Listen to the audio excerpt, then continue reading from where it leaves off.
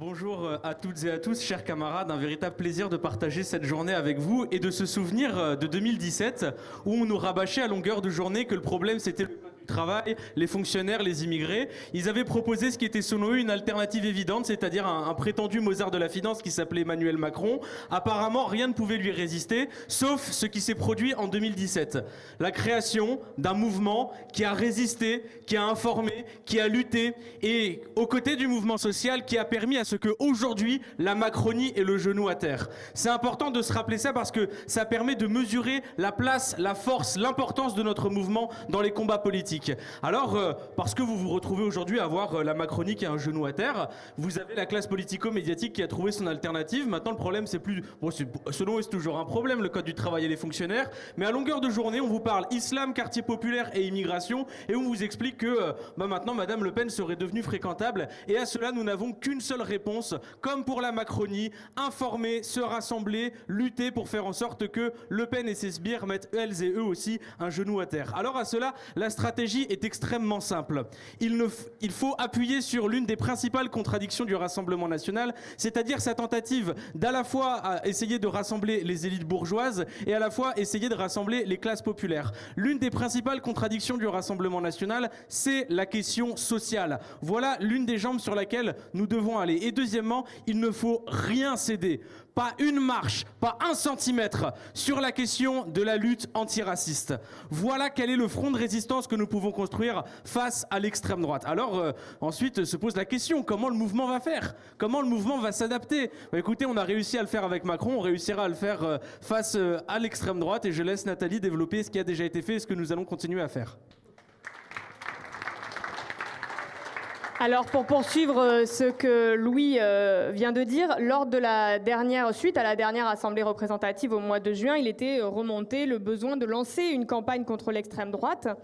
Et cette demande a été appuyée, ici encore, par une demande d'intégration, d'une réflexion, d'un bilan sur quoi et qui fait progresser les idées d'extrême droite. Donc ce sont les points 6, 7, 8, 9 qui ont été ajoutés dans le texte stratégique.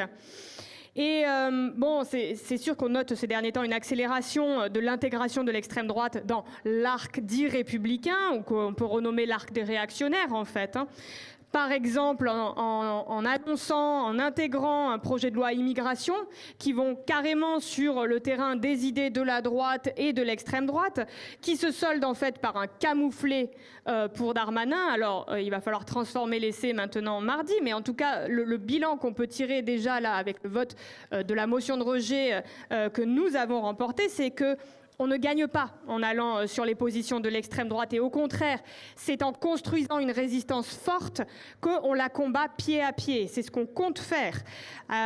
Force est de constater également que ces derniers temps, avec les descentes de groupuscules néo-nazis, les ratonnades, eh bien, il y a une forme d'autorisation des manifestations les plus violentes de l'extrême droite. Quand on met ça, par exemple, en vis-à-vis avec le fait que des casserolades ont été interdites, en fait, c'est toutes les formes de protestation de l'ordre établi qui se retrouvent sanctionnées quand finalement on laisse passer, on autorise les manifestations les plus violentes de l'extrême droite. Alors, bon, qu'est-ce qu'on a fait, nous, à la France Insoumise jusqu'à maintenant?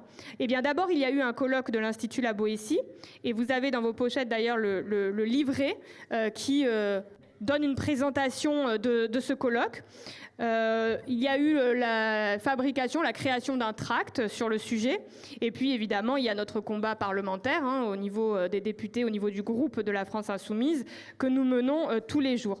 Ça permet, ce combat parlementaire, de mettre en évidence que derrière les cravates, finalement, les idées... En fait, les cravates n'ont servi à légitimer que ceux qui ont bien voulu croire qu'il y avait une transformation des représentants de l'extrême droite, mais qu'au fond, il n'y a pas de transformation. Pour ceux qui avaient encore un doute, ce sont toujours les mêmes idées rances, les mêmes idées racistes, les mêmes idées antisociales.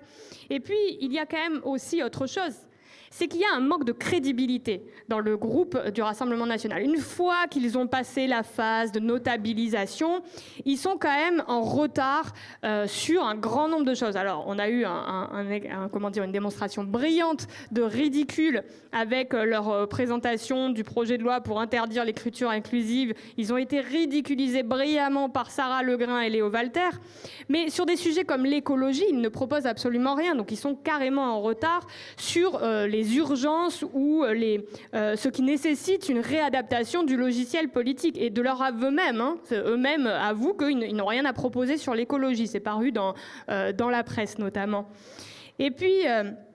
le travail d'analyse des votes, le fait qu'il y a un vote commun majoritaire entre les macronistes, la droite, l'extrême droite, ça on l'a fait au niveau parlementaire, et bien c'est quelque chose qu'il va falloir maintenant décliner, puisque y compris localement, moi je viens d'une région par exemple en Occitanie, où on dit oh là là, l'extrême droite progresse, etc. Bon déjà nous on n'est pas du genre à dire que c'est quelque chose d'irrémédiable, il faut se résigner, etc. Nous on est des gens qui allons mener le combat. Et donc ça veut dire qu'il y a aussi des votes à analyser sur ce qu'ils font localement à Perpignan, à Béziers, dans toutes les collectivités où ils ont des élus. Et on va se rendre compte à chaque fois que ce sont des décisions antisociales, anti-écologiques, et qu'en fait, on va pouvoir aller les critiquer sur le fait que les aspirations populaires, finalement, l'extrême droite n'y répond jamais. Là où nous avons construit un programme solide sur l'augmentation du SMIC, etc., et donc il répond à ces aspirations populaires. Je terminerai juste en disant qu'il faut quand même qu'on répande, nous, l'idée que non, il n'y a pas d'extrême droitisation des classes populaires. En 2022, 10% des plus pauvres du pays ont voté Jean-Luc Mélenchon. Et ça, nous, on a intérêt à construire ce contre-récit, qui est en fait basé sur les faits. C'est pas quelque chose d'inventé quand on dit que 10% les plus pauvres ont voté Jean-Luc Mélenchon.